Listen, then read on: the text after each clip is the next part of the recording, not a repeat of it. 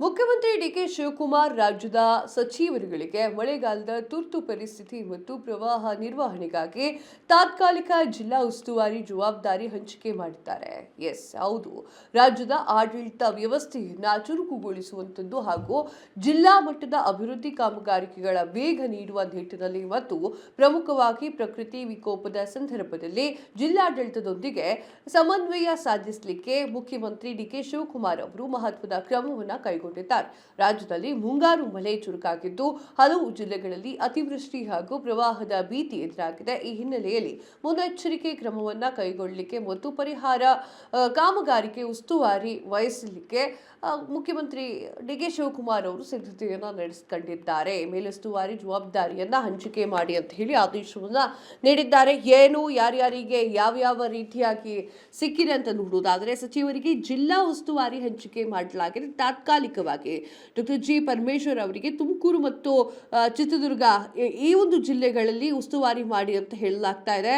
ಇನ್ನು KH ಮುನಿಯಪ್ಪ ಅವರು ಬೆಂಗಳೂರು ಹಾಗೂ ಬೆಂಗಳೂರು ಗ್ರಾಮಾಂತರ ಹಾಗೂ ಬಳ್ಳಾರಿ ಮತ್ತು ವಿಜಯನಗರ ನೋಡ್ತಾ ಇದ್ದೀರಾ, ಸ್ಕ್ರೀನ್ ಮೇಲೆ ತೋರಿಸ್ತಾ ಇದ್ದೀವಿ ಯಾವ ರೀತಿಯಾಗಿ ಯಾರ್ಯಾರಿಗೆ ಹಂಚಿಕೆ ಮಾಡಲಾಗಿದೆ ಅಂತ ಹೇಳಿ. KJ ಜಾರ್ಜ್ ಉಸ್ತುವಾರಿ ಸಚಿವರು ಶಿವಮೊಗ್ಗ ಮತ್ತು ಚಿಕ್ಕಮಗಳೂರು ಮತ್ತು ದಾವಣಗೆರೆ ಮೂರು ಒಂದು ಜಿಲ್ಲೆಯನ್ನು ಅವರಿಗೆ ಕೊಡಲಾಗಿದೆ. ಸದ್ಯದ ಮಟ್ಟಿಗೆ ಮಾಡ್ಕೊಳ್ಳಿ ಅಂತ ಹೇಳಲಾಗ್ತಾ ಇದೆ. KJ ಜಾರ್ಜ್ ಉಸ್ತುವಾರಿ ಅಂತ ಹೇಳಲಾಗ್ತಾ ಇದೆ. ಕೃಷ್ಣ ಬೈರೇಗೌಡರು ಬೆಂಗಳೂರು ನಗರ ಮತ್ತು ಹಾಸನ ಮತ್ತು ಈಶ್ವರ್ ಖಂಡ್ರೆ ಅವರು ಬೀದರ್ ಮತ್ತು ಗದಗ, ಇನ್ನು ಸತೀಶ್ ಜಾರಕಿಹೊಳಿ ಅವರು ಬೆಳಗಾವಿ ಮತ್ತು ಧಾರವಾಡ ಮತ್ತು ಹಾವೇರಿ, ಹಾಗೆ ಪ್ರಿಯಾಂಕ್ ಖರ್ಗೆ ಅವರು ಕಲಬುರಗಿ ಹಾಗೂ ಯಾದಗಿರಿ, ಡಾಕ್ಟರ್ ಶರಣಪ್ರಕಾಶ್ ರುದ್ರಪ್ಪ ಪಾಟೀಲ್ ರಾಯಚೂರು ಹಾಗೂ ಕೊಪ್ಪಳ ಮತ್ತು ಯತೀಂದ್ರ ಸಿದ್ದರಾಮಯ್ಯ ಮೈಸೂರು ಮತ್ತು ಚಾಮರಾಜನಗರ, ಬೈರತಿ ಸುರೇಶ್ ಕೋಲಾರ ಮತ್ತು ಚಿಕ್ಕಬಳ್ಳಾಪುರ, UT ಖಾದರ್ ದಕ್ಷಿಣ ಕನ್ನಡ, ಉತ್ತರ ಕನ್ನಡ, ಉಡುಪಿ. UT ಖಾದರ್ ಅವರು ದಕ್ಷಿಣ ಕನ್ನಡ, ಉತ್ತರ ಕನ್ನಡ ಮತ್ತು ಉಡುಪಿ ಈ ಒಂದು ಜಿಲ್ಲೆಗಳನ್ನ ನೋಡ್ಕೊಳ್ತಾ ಇದ್ದಾರೆ. ನೀವು ಸ್ಕ್ರೀನ್ ಮೇಲೆ ನೋಡ್ತಾ ಇದ್ದೀರಾ. ಮಲ್ಲಿಕಾರ್ಜುನ್ ಖರ್ಗೆ ಉಸ್ತುವಾರಿ ಸಚಿವರು ಕಲಬುರಗಿ ಮತ್ತು ಯಾದಗಿರಿಯಲ್ಲಿ. ಇನ್ನು ಜಾರಕಿಹೊಳಿ ಅವರು ಸತೀಶ್ ಜಾರಕಿಹೊಳಿ ಅವರು ಉಸ್ತುವಾರಿ ಸಚಿವರಾಗ್ತಾರೆ. ಬೆಳಗಾವಿ ಹಾಗೂ ಧಾರವಾಡ ಮತ್ತು ಹಾವೇರಿಯಲ್ಲಿ ಮೂರು ಕಡೆಯಲ್ಲೂ ಕೂಡ ಅವರು ಉಸ್ತುವಾರಿಗಳನ್ನ ನೋಡ್ಕೊಳ್ತಾರೆ, ಉಸ್ತುವಾರಿ ಸಚಿವರಾಗ್ತಾರೆ. ತಾತ್ಕಾಲಿಕವಾಗಿ ಉಸ್ತುವಾರಿ ಸಚಿವರಾಗ್ತಾ ಇರುವವರ ಪಟ್ಟಿಯನ್ನ ನಿಮಗೆ ತೋರಿಸ್ತಾ ಇದ್ದೇವೆ. ಮಳೆಗಾಲ ಬಂದಿರೋದ್ರಿಂದ ಎಲ್ಲರೂ ಕೂಡ ಸರಿಯಾದ ರೀತಿಯಲ್ಲಿ ಉಸ್ತುವಾರಿ ಮಾಡಬೇಕು ಅನ್ನೋ ಕಾರಣಕ್ಕಾಗಿ ಒಂದು ದೊಡ್ಡ ಟಾಸ್ಕ್ ಅನ್ನ ಡಿಕೆ ಶಿವಕುಮಾರ್ ಅವರು ಕೊಟ್ಟಿದ್ದಾರೆ. ಆ ಒಂದು ಟಾಸ್ಕ್ನ ರೀತಿಯನ್ನ ಈಗ ನೋಡ್ತಾ ಇದ್ದೀರಾ. ಏನು ಅಂತಂದ್ರೆ ಜವಾಬ್ದಾರಿಗಳನ್ನ ಹಂಚಿಕೆ ಮಾಡಲಾಗಿದೆ. ಮಳೆಗಾಲ ಬರ್ತಾ ಇದೆ, ತುರ್ತು ಪರಿಸ್ಥಿತಿ ನಿರ್ಮಾಣವಾಗ್ತಾ ಇದೆ, ಪ್ರವಾಹದ ಭೀತಿ ಇದೆ, ಅದನ್ನೆಲ್ಲವನ್ನೂ ಕೂಡ ನಿರ್ವಹಿಸಬೇಕು ಅಂತ ಹೇಳಿ ಈ ಡಿಸಿಷನ್ ಅನ್ನ ತೆಗೆದುಕೊಳ್ಳಲಾಗಿದೆ.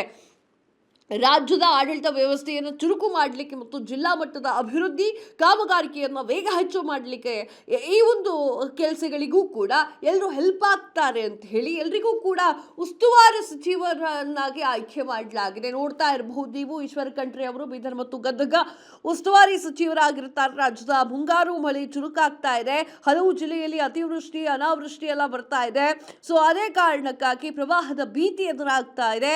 ಈ ಹಿನ್ನೆಲೆಯಲ್ಲಿ ಮುನ್ನೆಚ್ಚರಿಕೆ ಕ್ರಮವನ್ನು ಕೈಗೊಳ್ಳಬೇಕು ಅನ್ನುವಂತಹ ನಿಟ್ಟಿನಲ್ಲಿ ಈ ರೀತಿಯಾಗಿ ಮಾಡಲಾಗ್ತಾ ಇರುವಂತದ್ದು. ಅಂದ್ರೆ ಎಲ್ಲರನ್ನೂ ಕೂಡ ಬ್ಯುಸಿಯಾಗಿ ಇಟ್ಕೊಳ್ಳಬೇಕು, ಎಲ್ಲಾ ಶಾಸಕರು ಕೂಡ ಬ್ಯುಸಿಯಾಗಿರಬೇಕು. ಎಲ್ಲೋ ಒಂದ್ ಕಡೆಗೆ ಯಾರು ಕೆಲಸ ಮಾಡ್ತಾ ಇಲ್ಲ ಅಂತ ಹೇಳಕ್ಕಾಗೋದಿಲ್ಲ. ಆ ರೀತಿ ಮಾಡಬಾರ್ದು ಅಂತ ಹೇಳಿ ಎಲ್ಲಾ ಸಚಿವರನ್ನು ಕೂಡ ಉಸ್ತುವಾರಿ ಸಚಿವರನ್ನಾಗಿ ಮಾಡಲಿಕ್ಕೆ ಹೊರಟಿದ್ದಾರೆ.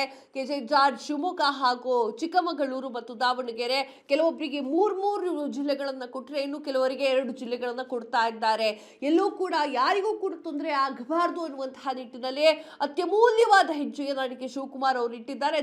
ಎಷ್ಟರ ಮಟ್ಟಿಗೆ ಅದು ಇದಾಗುತ್ತೋ ಗೊತ್ತಿಲ್ಲ, ಏನೋ ಅಷ್ಟರ ಮಟ್ಟಿಗೆ ಅದು ಕರೆಕ್ಟ್ ಆಗುತ್ತೋ ಗೊತ್ತಿಲ್ಲ. ಅವ್ರ ಕೆಲಸ ಮಾಡಿದ್ದಾರೆ. ಈಗ ಉಸ್ತುವಾರಿಗಳನ್ನಾಗಿ ನೇಮಕ ಮಾಡಿದಾರಲ್ವಾ, ಅವ್ರ ಕೆಲಸ ಮಾಡ್ಕೊಬಿಟ್ಟಿದ್ದಾರೆ.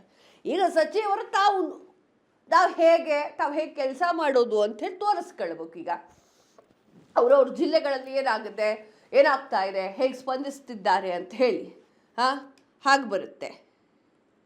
ಸೊ ಗೊತ್ತಿಲ್ಲ ಮುಂದೆ ಯಾವ ರೀತಿಯಾಗಿ ಅವರು ಅತಿವೃಷ್ಟಿ ಅನಾವೃಷ್ಟಿಯನ್ನು ತಡಿತಾರೆ ಅಂತ ಹೇಳಿ. ಅಲ್ಲಿ ಏನಾದರೂ ಆಯಿತು ಅಂದರೆ ಹೇಗೆ ಹೋಗಿ ಇದು ಮಾಡ್ತಾರೆ ಅಂತ ಹೇಳಿ ನೋಡಬೇಕು.